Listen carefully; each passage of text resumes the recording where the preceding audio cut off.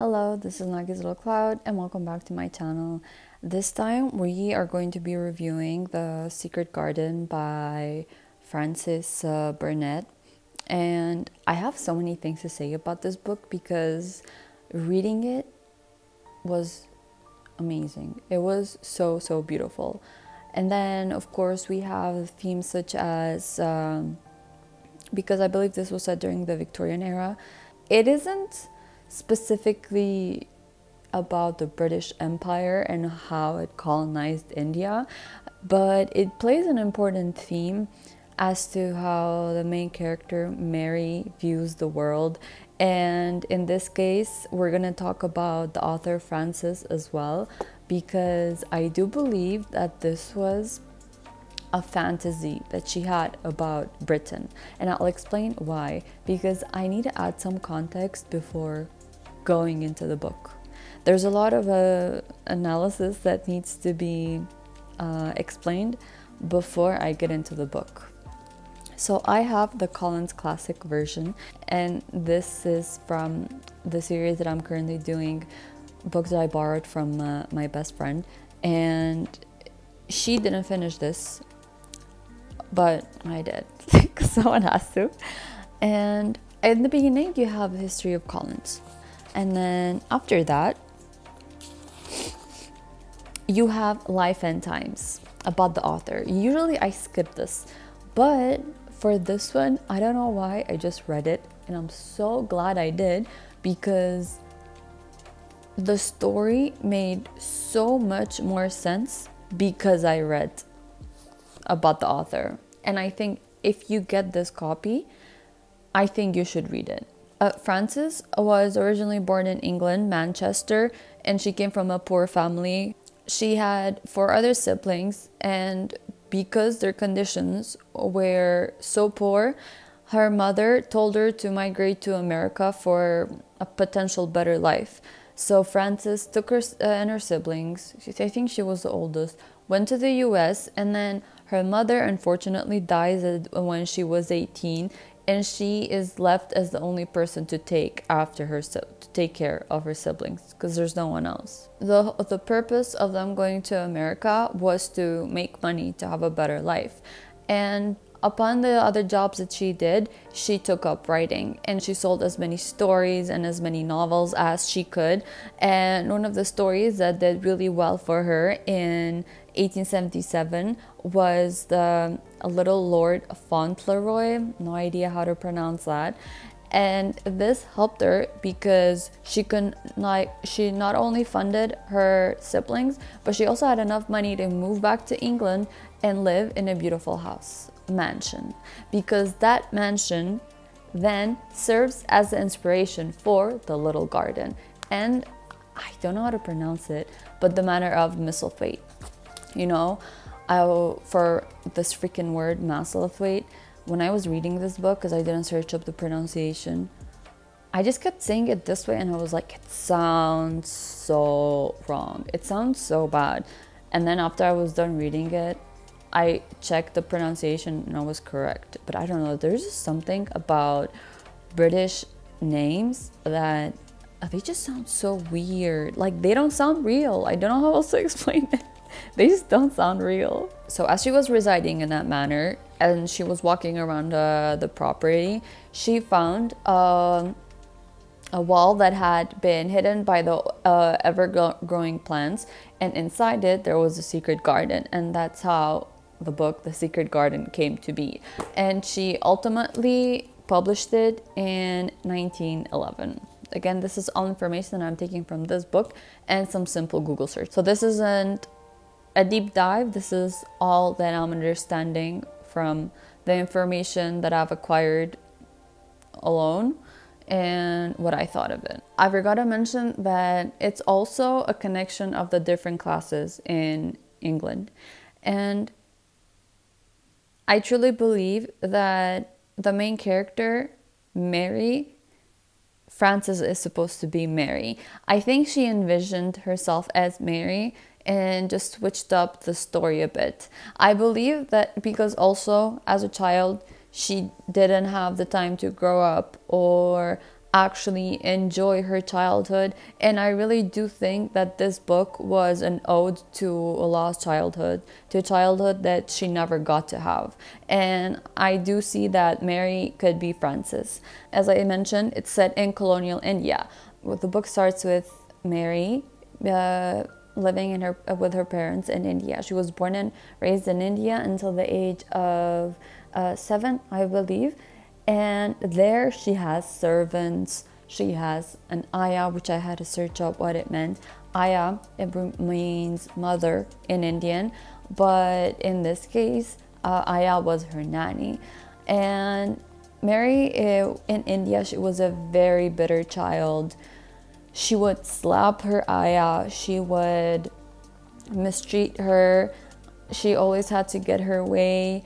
And she often explained India as a extremely hot, humid place. She could never play there. She never had fun, never had any friends, was a pessimist, a stoic child who never really enjoyed life and never liked people because she was neglected by her parents and only had her servants to take care of her. And that was basically the only interaction that she had. Now, then another figure that is important is, first I want to talk about India before moving to England. Another important figure that is mentioned a lot is the Raj, which means king in Indian. And when she's talking about the Rajas there, the kings and the queens, again, it's always from this point of view of contempt, as in white people are superior and they're better than everyone else. She talks about their rituals, how there are men who can mystify snakes and hypnotize them and make them do whatever they want. And then another figure that she mentioned was fakir. So they're referred to as people who would perform magic, probably prayers. I do believe that they were maybe monks or people who just go around and say prayers. And while she was there, she, again, full of disdain, didn't want to know about these people, didn't want to talk to them. They were just toys to her. And this whole time, as she hates India, then there's a cholera outbreak in India, and her parents die, everyone dies, all the servants die. And then when the British soldiers are moving around her mansion trying to see if there are any survivors, they find her. They figure out that she still has relatives back in England, and then they take her, basically ship her to her uncle in England, Mr. Craven. Now, we can start with England. So she goes back to England. Her uncle doesn't care about her that much, and all she has is this huge manor all by herself because she doesn't know that Colin exists in the beginning. So she's playing in this manor by herself, walking around the grounds, looking at the garden, and there she sees a red robin. And apparently Frances also said that a red robin showed her the way. And I have forgotten to ask my friend actually, but isn't this supposed to be a red robin? If it's not, then it's just some bird. I don't know what bird this is. But this is the bookmark that came with my friend's book. And I really want to know if she bought it or if it came with the book. Because it matches, it literally matches what she's going for. So when she meets this robin, in the book, as I don't know if that's true in real life, robins are described as overly friendly birds, and they're curious about everything. And they are one of the few birds that are willing to get closer to human beings and actually try to form a relationship with them. And Mary forms a relationship with the robin. With the robin and the gardener, Ben Weatherstaff. So well, not really, because Ben Weatherstaff is like a very grumpy old person, and he doesn't really care about Mary. But he's like, go and play with the robin. Get out of here. So she goes to play with a robin, and as she's playing with the robin, because she can see that the robin keeps going to the other side of the wall, so she's like, where's the robin going? Because he keeps disappearing. And through days of just going around that garden, she finally figures out where the entrance is. And right in front of that entrance, she finds the key, and ta-da, she goes inside the secret garden. And I was reading upon what the red robin could represent, because as always, the animal, when they're used in a fictional book, they're supposed to represent something. Like last time when I did a review of Eileen, the deer represented a new beginning, a new journey. But in this case, the red robin represents good fortune, again, a rebirth and new beginning. I don't know. I don't really believe in things like that, but I know that these things are important in some cultures. The more she spends time with the people of the manor, the happier she gets, the more she opens her eyes to new possibilities, new things. For example, the servant that is supposed to be in charge of Mary, Martha, she's shocked that Mary doesn't know how to properly eat, how to dress herself. And then Martha was like, don't expect us to do these things for you. You're gonna have to do it by yourself. So Mary starts becoming more independent as well. And again, no one likes her in the beginning because she's so bitter. But apparently, because the English are so welcoming, she becomes a better person. She likes the English weather more. She loves how, because the manor is in the middle of nowhere. The manor is in the middle of a moor. A moor is a vast land that's uncultivated, and there is weeds and rocks everywhere. And she shows it, the way she describes the moor is something absolutely stunning. And I mean, if you just imagine it, just imagine a manor in the middle of nowhere, and then a secret garden, and then a secret garden right in the middle of it, and then just being surrounded by greenery that just goes on, and that's all you see. There is no end. That's all you see. And then they start having a better relationship, to the point where Martha opens up about her family, and soon enough, her little brother Dickon starts hanging out with Mary. And it was the first time that, Mary is in contact with the boy. And I believe she has a crush on Dickon, but I'm not sure. It's never implied like that, but from the way that it was written, I think she might have had a crush on Dickon. And whereas in India, Mary had her servants, and they just let her play. Her servants couldn't interfere with her life. But here, now you see Mary talking to the servants and hanging out with Dickon, like they are of the same class. And I understand what Frances was trying to do, but at the same time, I'm like, so she became a changed person when she came to England, but she couldn't be that when she was in India, when her servants were nothing but kind to her, otherwise they would get killed. I don't know. There were many times when I was reading this book and I was like, racism. But whatever. I didn't write it, she did. And one of the reasons, before I forget to mention, one of the reasons why I actually took this book from my friend is because when I was a kid, I watched The Secret Garden, the 1994 version, and to this day, it's still one of my favorite movies ever. I love it so much, and I was like, I'm gonna read the book. I'm gonna read it. And it was truly stunning. The way that the nature described, the relationships between the people, and I'm not even lying, nothing big happens. Absolutely nothing major happens. Because it's set in a manor. There's no other location except the manor.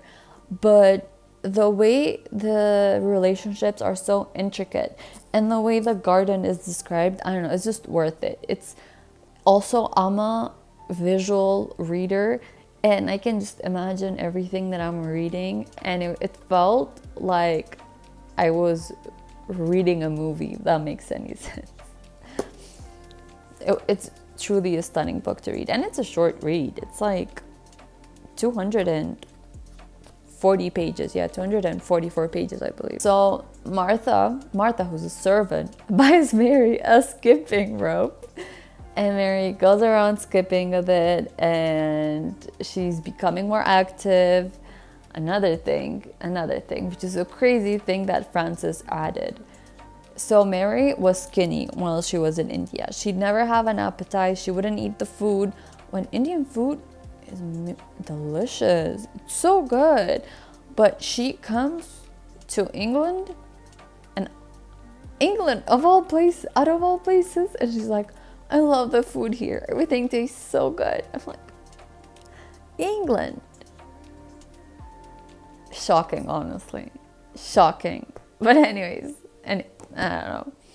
That's like the one thing that I couldn't believe. I'm like, you prefer English food over Indian food?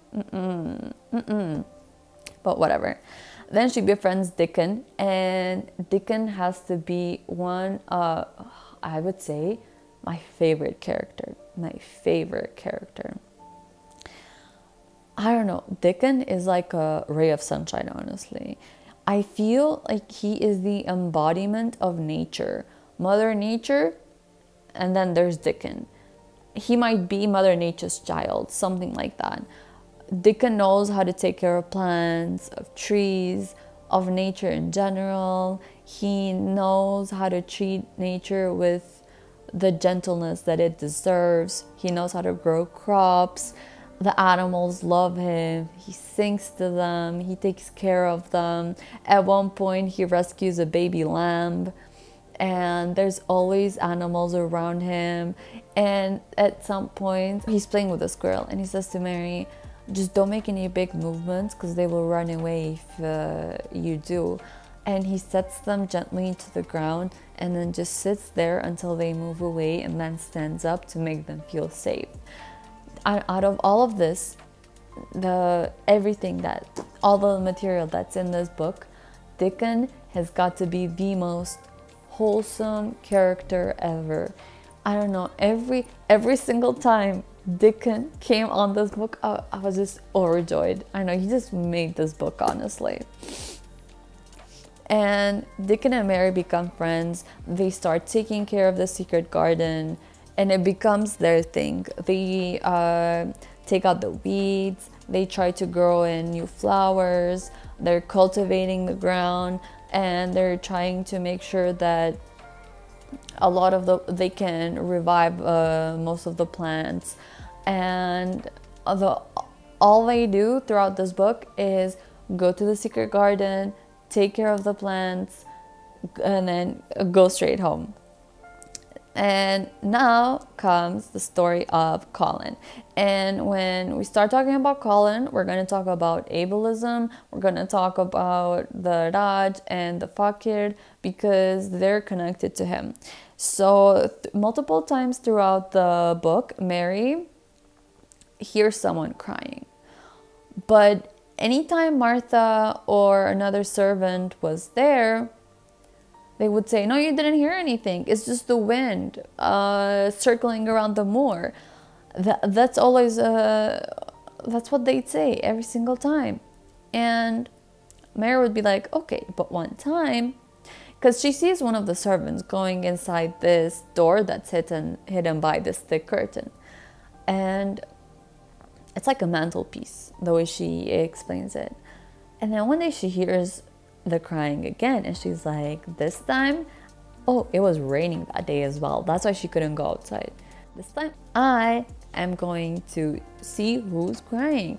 And there she finds her cousin, Colin. So she goes inside the hidden door. Again, hidden door, hidden garden, secret garden, so many hidden things. Well, Colin, her cousin, was also something that they hid from everyone. So she goes there, opens the door, and there she finds Colin, who's crying in his bed. And Mary approaches him, and he's like, am I in a dream? What's going on? And she's like, no, I'm real. And they introduce themselves, and turns out that they're cousins, but they just didn't know. And oh my God, the story of Colin.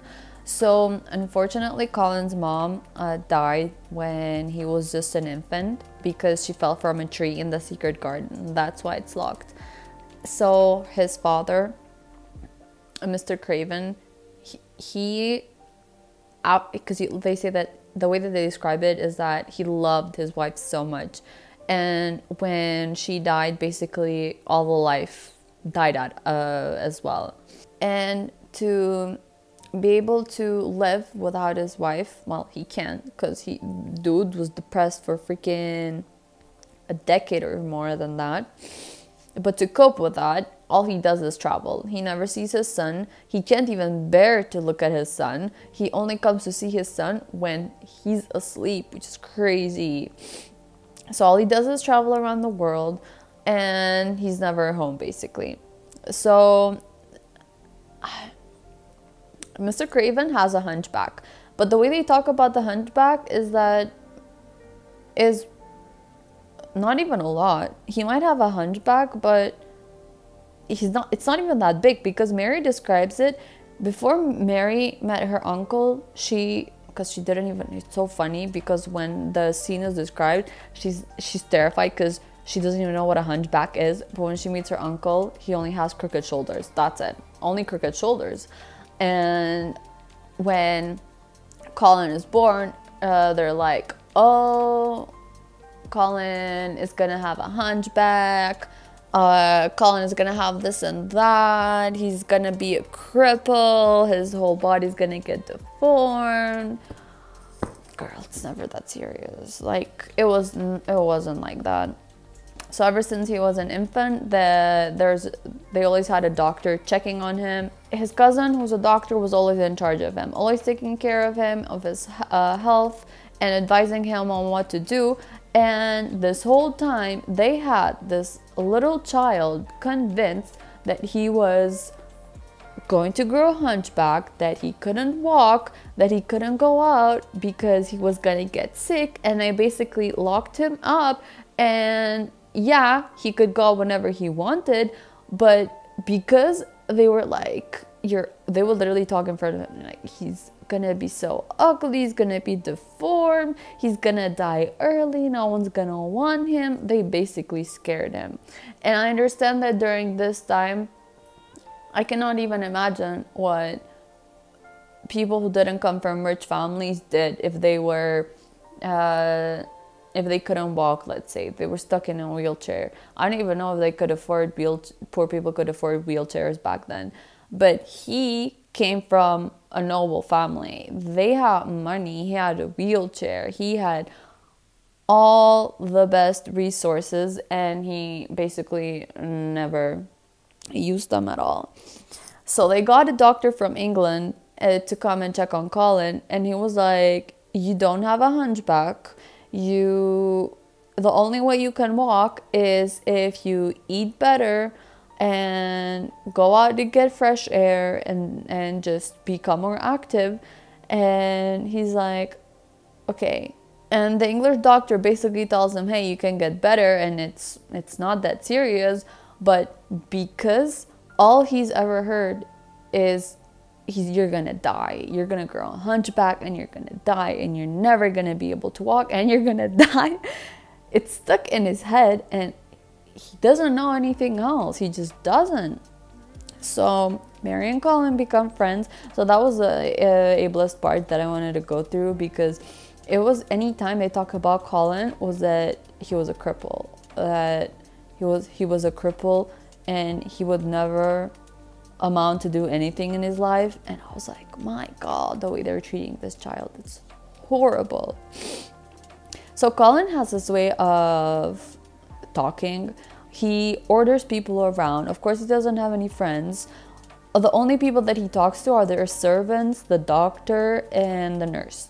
That's it. And he throws tantrums a lot. Tantrums, that hysterics, basically, they call it hysteria. And that leads to him having high fever for days, sometimes a week. So luckily, Mary turned out to be the most normal person, she becomes friends with him. And for a while, Mary saw herself in him. She was like, this is how I was like when I was in India. And in this part of the world, no one will stand for it. No one will like you if you're that way, Colin. That's what she says to him. You need to be more respectful to people. And it's crazy because in England, you need to be respectful. But in India, you don't have to do that. Whatever. So Mary and Colin become friends. And then Mary tells him about the secret garden. It's so funny because she's like, I want to keep the garden a secret. And then she tells Dickon. And then she says to Dickon, I want to keep the garden a secret.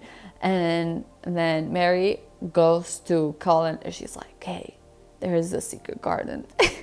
And then Dickon tells his mother, Susan Sowerby, I'm like, Mom, we discovered a secret garden. And I'm like, it's not a secret. But it's funny and cute because, like, they're kids and they don't know any better and they're just so adorable.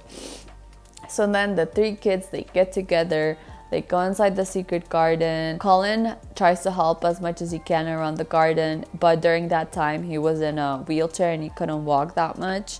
So Colin, out of nowhere, he's like, I want to get better. I want to get better.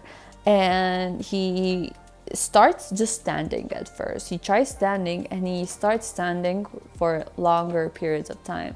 After that, he actually starts walking. And guess what? Guess what? At one moment in the book, he's experiencing like a mental breakdown. They always refer to it as hysteria, but man was just depressed, honestly. The little boy was just depressed from having people constantly telling him that he's gonna grow a hunchback, never walk, and that he was going to die. And at one point when he's having a hysteria, Mary is like, let me check your back, let me check your back. And then she looks at his back and she's like, you don't have a hunchback, there's no lumps, there's nothing, all I see is bones because you never eat. So he starts eating more, gets stronger, and at one point he can walk. But he's like, I'm not gonna tell anyone. Don't tell anyone. He wants to keep it a secret so he can just, when his father comes back from his trip, he can just show up to his father's office and just start walking. He's like, look at me, Dad. I'm a strong boy. I can walk. So Susan Sowerby, who not takes care of them all the time, but she just checks on the children to see what they're doing.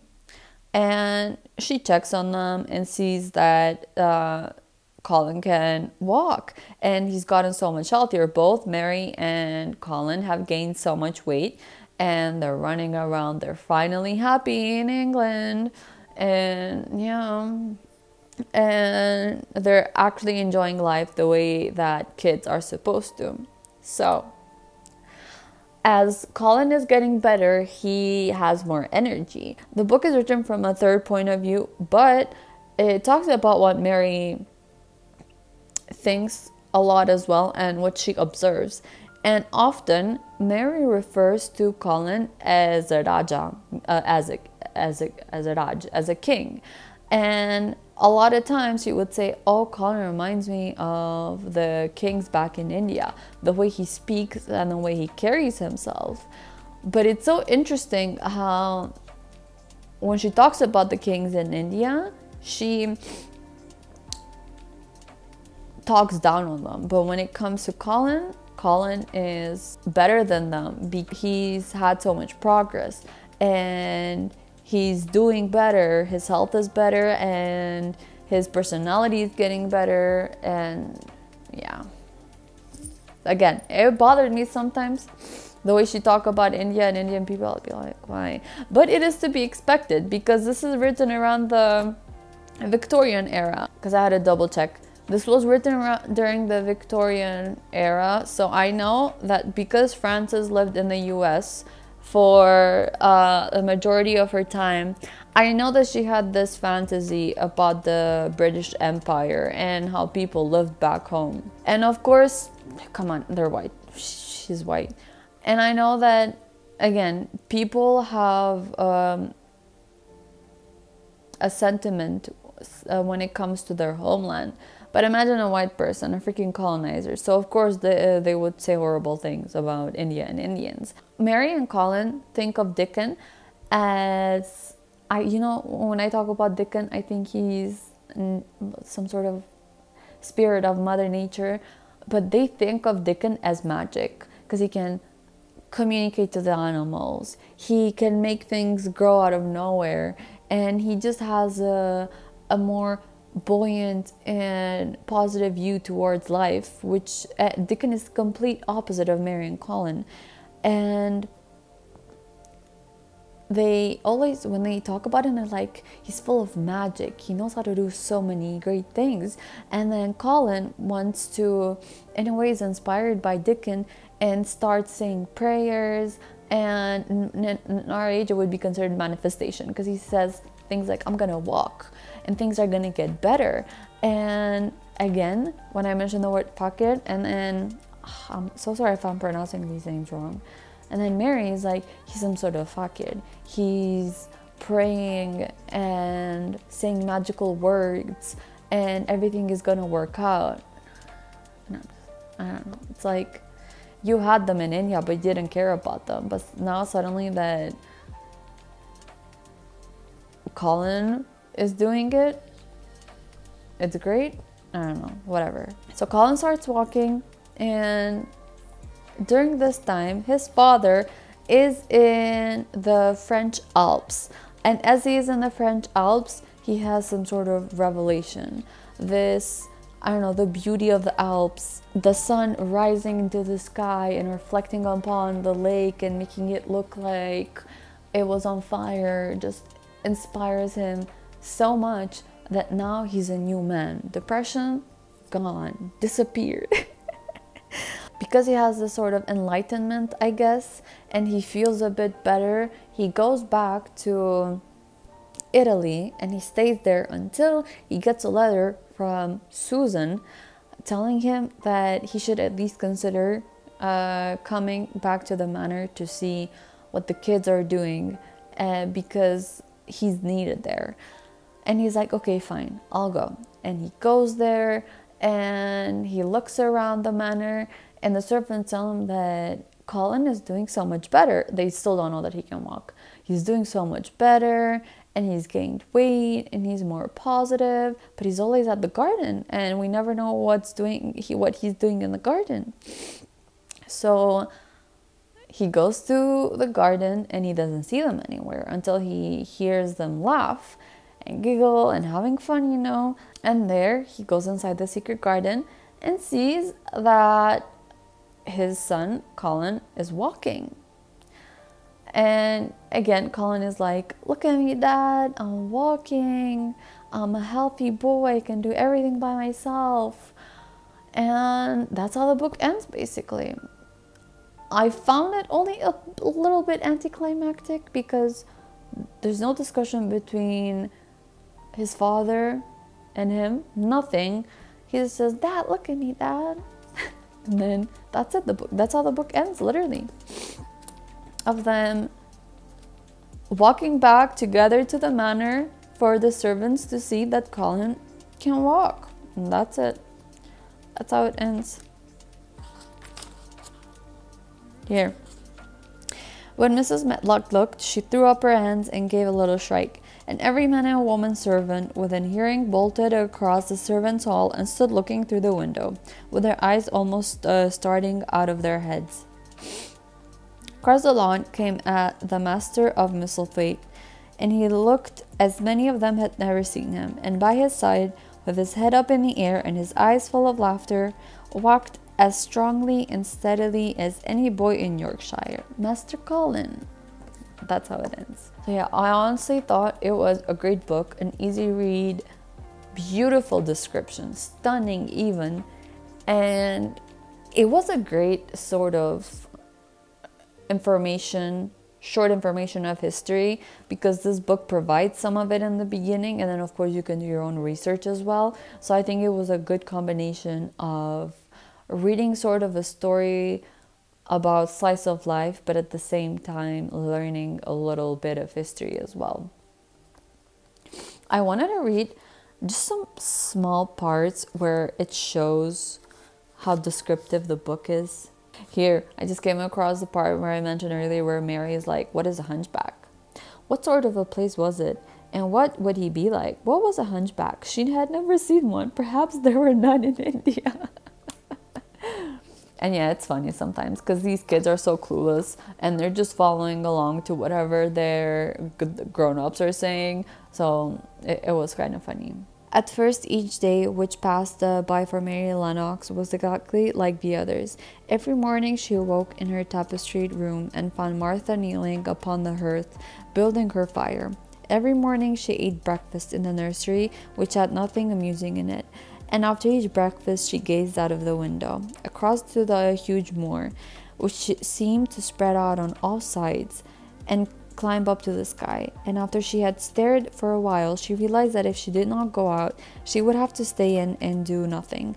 And so she went out. She did not know that this was the best thing she could have done. And she did not know that when she began to walk quickly or even run along the paths and down the avenue, she was stirring her slow blood and making herself stronger by fighting with the wind, which swept down from the moor. She ran only to make herself warm, and she hated the wind which rushed her at her face and roared and held her back as if it were some giant she could not see. But the big breaths of rough fresh air blown over the heather filled her with lungs with something which was good for her whole thin body, and whipped some red color into her cheeks and brightened her dull eyes when she did not know anything about it. I personally don't know how Frances's house looked like. I don't know what her garden looked like, but I guess it must have been beautiful enough to inspire such beautiful text. I really do think that she was meticulous with the way she wrote this book. It's so freaking beautiful. It feels like I am there with her.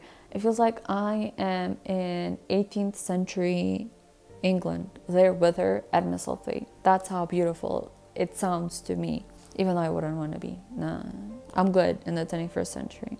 And then another part. Very soon she heard the soft rustling flight of wings again, and she knew at once that the robin had come again. She was very pert and lively, and hopped about. He was very pert and lively, and hopped about so close to her feet, and put his head on one side, and looked at her so shyly that she asked Ben Weatherstaff a question. Ben Weatherstaff, they become friends after. He literally starts hanging out with the children. When Colin asked her what was spring like. "Is the spring coming?" he said. "What is it like? You don't see it in rooms if you are ill. It is the sun shining on the rain, and the rain falling on the sunshine, and things pushing up and working under the earth." I don't know, I just love it. So poetic, so beautiful, and it's only 2 sentences. One can dream of writing like that. I want to be a writer, and again, because I don't want to repeat myself all the time and sound boring, but nothing happens in this story. Nothing huge happens in this story. It's all in one location, yet it's so descriptive, so well written. There's so many details that it just keeps you in a trance, and I absolutely loved it. And then there's a description about Dickon that I love, and I personally agree with. It was the best thing she could have said. To talk about Dickon meant to talk about the moor and about the cottage and the 14 people who lived in it, on 16 shillings a week, and the children who got fat on the moor grass like the wild ponies, and about Dickon's mother and the skipping rope and the moor with the sun on it, and about pale green points sticking up out of the black sod. And it was all so alive that Mary talked more than she had ever talked before, and Colin both talked and listened as he had never done either before, and they both began to laugh over nothing as children will when they are happy together. And they laughed so that in the end they were making as much noise as if they had been 2 ordinary, healthy, natural, 2-year-old creatures, instead of a hard, little, unloving girl and a sickly boy who believed that he was going to die. There was every joy on earth in the secret garden that morning. And in the midst of them came a delight more delightful than all, because it was more wonderful. Swiftly something flew across the wall and darted through the trees to a close-grown corner, a little flare of red-breasted bird with something hanging from its beak. it was the Robin. But yeah, again, just gorgeous, gorgeous writing. I don't know. It instantly became one of my favorite books. But I had no doubt that it was going to, because the movie itself was just beautiful to look at. So this is probably one of the few times that I'm going to say that watch the movie, the 1994 version. Not, I think there was a new version that came out, but from the trailer alone, I was like, no. Watch The Secret Garden 1994 version and read the book. Both are absolutely worth it. And again, thank you for watching until the very end. I truly appreciate it. If you have a book or anything that you would like me to review, just tell me. And enjoy this new year, because it's only, what, 7th of January, I believe. So enjoy it. The year is going to be long. There's so many things that could happen. Put energy into it. Make the most out of it and just enjoy 2025. I love you. Thank you. And have a wonderful week.